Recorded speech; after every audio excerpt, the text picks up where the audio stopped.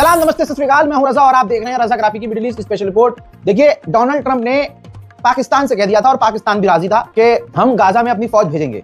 फिर बीच में ये खबर आई कि फ्री में नहीं भेज रहा है पाकिस्तान की फौज अच्छे खासे पैसे लेगी और उसके बाद भेजा जाएगा। लेकिन अब जब चीजें आगे बढ़ने की तरफ आई तो भारत के अंदर जो इजराइल का एम्बेसडर है उसने एक बयान दिया। उसने कहा कि पाकिस्तान की फौज गाजा में नहीं होनी चाहिए। हम कंफर्टेबल नहीं हैं। क्यों? क्योंकि पाकिस्तान के अंदर बहुत सारे आतंकी संगठन हैं जो हमास के करीब हैं। हजरात, अभी 3 दिन पहले की ही बात है, पीओके में पाकिस्तान के इलाके की जो एक संगठन है जैश ए मोहम्मद और लश्कर तैयबा ने कंबाइंड एक प्रोग्राम किया और उसमें फिलिस्तीन से हमास का लीडर पहुंचा था, पीओके में वो भी। तो ये जैसे चीजें हुई, जैसे ये हुआ, तुरंत इजराइल जो है उसको ये चीज खटकी और इजराइल ने यही बहाना बना दिया कि जो पाकिस्तान के आतंकी संगठन है, ग्रुप हैं, उसके साथ हमास के अच्छे कनेक्शन हैं। सो हम कंफर्टेबल नहीं हैं और डर ये भी है इजराइल को कि जो पाकिस्तान के फौजी होंगे तो वो मुसलमान ही, तो कहीं ना कहीं वो फिलिस्तीनियों के करीब होंगे, हमदर्दी दिखाएंगे और जो गुस्सा, नफरत और जैसी खुन्नस के साथ इजराइल और यूरोप की फौज फिलिस्तीनियों पर जुल्म करेगी, मारेगी, पीटेगी, भगाएगी, वैसा काम पाकिस्तान की फौज नहीं करेगी। तो इजराइल ने आधिकारिक बयान दिया और कहा कि हम गाजा में पाकिस्तान की फौज से कंफर्टेबल नहीं है, लिहाजा पाकिस्तान गाजा में नहीं जाना चाहिए। वहीं जहां लगभग सारे देश पीछे हट रहे हैं कि भैया हम गाजा में अपनी फौज नहीं भेजेंगे, पहली बार बांग्लादेश ने ऐलान किया है। बांग्लादेश ने कहा है कि हम गाजा में बांग्लादेशी फौज, अपनी फौज भेजने को तैयार है। और ये लिख के ले लो, इजराइल बांग्लादेश की फौज के लिए भी नहीं मानेगा। अब भैया, फिलिस्तीन का सपोर्ट करते करते न्यूयॉर्क में फिलिस्तीन का सपोर्ट करते करते हमास के नारे लगने लगे। भाई, बात तो फिर ममदानी पे आएगी। ट्रंप ऐसे ही पीछे पड़ा हुआ है, तो ममदानी ने ऑफिशियली स्टेटमेंट जारी किया और कहा कि हमास एक आतंकी संगठन है, आतंकवाद के समर्थन में हम ये नारे बर्दाश्त नहीं करेंगे। अब ममदानी की ये खुद की सोच है, आपकी क्या सोच है कमेंट कीजिएगा। हजरात, वहीं मैंने आपको कल ही बताया था, फिर से बता रहा हूं, गाजा पर दोबारा हमले शुरू हो गए हैं। बैत लाहिया के इलाके को इजराइल ने बमबारी करके और बुलडोजर चलाकर तबाह कर दिया।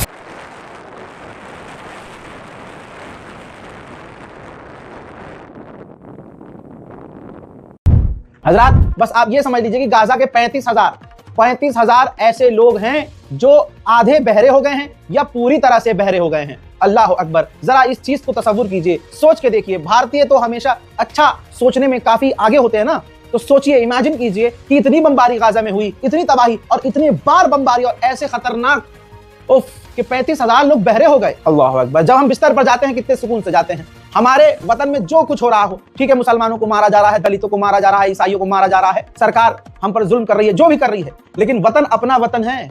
जो हालात वहां हैं वहां ऐसे नहीं है ना, तो हम रात को सुकून से सोते हैं। जरा सी धम से आवाज आए तो हम उठ जाते हैं। पिछले 2.5 साल से गाजा में धम धूम धाम भूम सब कुछ हो रहा है और ये ध्वनि प्रदूषण इतना है कि 35,000 लोग बहरे हो गए हैं। उधर इजराइल ने ओपनली कह दिया है, और ध्यान दीजिए, कभी ईरान के चक्कर में आप गाजा भूल जाएं, मैं भूलने नहीं दूंगा। मैं फिलिस्तीन भूलने, अपने लोगों को तो भूलने नहीं दूंगा। सुनिए, ये रही रिपोर्ट। इजराइल ने इधर कह दिया है कि हमास दोबारा से हथियार इकट्ठा कर रहा है, हमास दोबारा से अपने लोगों को इकट्ठा कर रहा है, हथियार डालने से इनकार कर रहा है। लिहाजा हम प्लान कर रहे हैं कि गाजा में ग्राउंड ऑपरेशन दोबारा से किया जाए। गाजा में बमबारी गोलीबारी की जरूरत नहीं है। अभी तो फिलहाल आंधी तूफान और बारिश से वहां के लोग परेशान हैं। तूफान आ रहा है, आंधी आ रही है, बरसात है और ऊपर से ठंड है। खाने को खाना नहीं, पीने को साफ पानी नहीं। पानी कितना जरूरी है, नहाने धोने के लिए, इस्तिंजा करने के लिए पानी चाहिए, लेकिन पानी नहीं है। खाना कितना जरूरी है, छोटे छोटे बच्चों के लिए खाना जरूरी है, सबसे ज्यादा कपड़े जरूरी हैं, तमाम चीजें नहीं हैं। ऊपर से न जाने अल्लाह ये क्या ही कर रहा है कि वहां तूफान, बारिश, आंधी सब कुछ आ रही है। ये कैसा इम्तिहान है परवरदिगार, जरा इस मंजर को देखिए।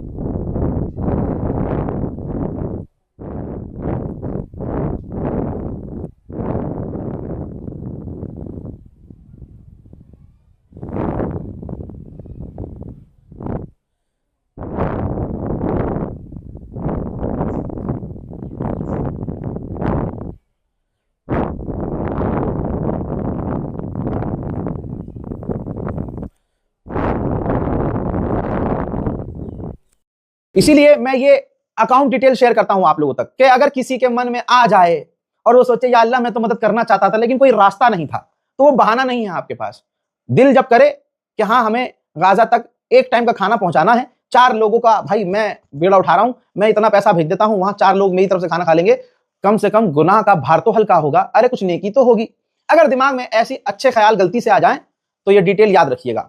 स्कैनर काम नहीं करता, कोई बात नहीं है, नीचे बैंक अकाउंट डिटेल है, बैंक ट्रांसफर करने की कोशिश कीजिएगा। अगर नियत साफ होगी तो अल्लाह कामयाबी देगा।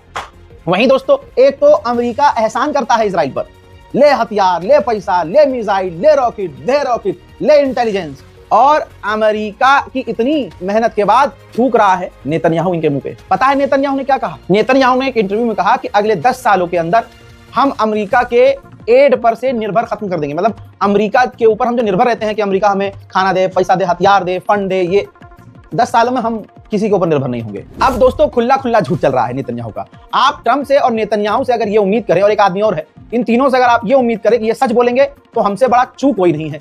हजरात, नेतन्याहू पता क्या कह रहा है इस इंटरव्यू में? कह रहा है कि हम तो पत्रकारों को मारते ही नहीं है, हम पत्रकारों को जेल में भी नहीं डालते और फांसी पे तो लटकाते ही नहीं है। हजरात, जबकि इसका उल्टा है, ये पत्रकारों को चुन चुन के मारते हैं। गाजा में आपने देखा इन्होंने किसको निशाना नहीं बनाया? रॉयटर्स, दुनिया की सबसे बड़ी न्यूज एजेंसी रॉयटर्स के पत्रकार को मारा।